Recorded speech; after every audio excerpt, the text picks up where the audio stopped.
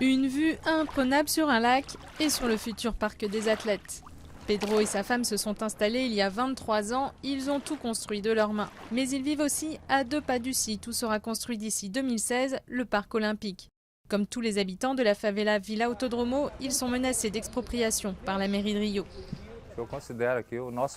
C'est un petit coin de paradis que Dieu nous a donné. Ils n'ont pas le droit de voler ce que nous avons construit à la sueur de notre front. Ce qui les intéresse, c'est l'immobilier, la spéculation immobilière. Ici, pas de trafic de drogue ni de milices, et personne ne veut quitter cet endroit si paisible. Le combat des habitants remonte à une vingtaine d'années quand la mairie prétextait un préjudice écologique et esthétique.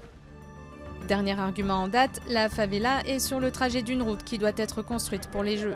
Un projet très contesté par les associations de défense des habitants menacés d'expropriation. Cette route n'est pas obligée de passer au-dessus, mais à côté. Il existe une vidéo officielle qui montre le détour juste pour toucher la communauté, puis elle repart sur le tracé original. C'est un argument de plus pour justifier une expropriation qui est injustifiée. Pendant le sommet international sur le développement durable, ils avaient fait entendre leur voix pour alerter l'opinion publique. Aujourd'hui, la mobilisation continue. Je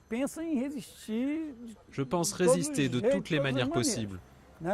Tout simplement parce que cette terre est la nôtre. Ça fait tellement d'années qu'on vit ici. Mais où vont-ils nous mettre? Pour l'amour du Christ, où vont-ils nous mettre? De son côté, la mairie de Rio assure que tout a été prévu. La mairie de Rio a acheté à 500 mètres de là un terrain. On va y construire des habitations de très bonne qualité et les personnes ne sortiront de là qu'après beaucoup de dialogue et de discussions. Les habitants ont fait appel à des urbanistes pour proposer un plan alternatif. Il serait 2 fois moins coûteux que celui de la mairie et permettrait aux habitants de rester. On peut construire des routes, des trottoirs, des infrastructures, un système de traitement des eaux usées, des aires de loisirs, des crèches et autres structures sociales.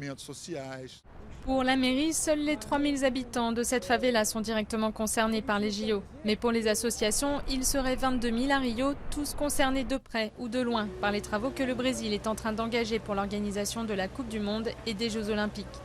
Ils seraient 170 000 dans tout le Brésil.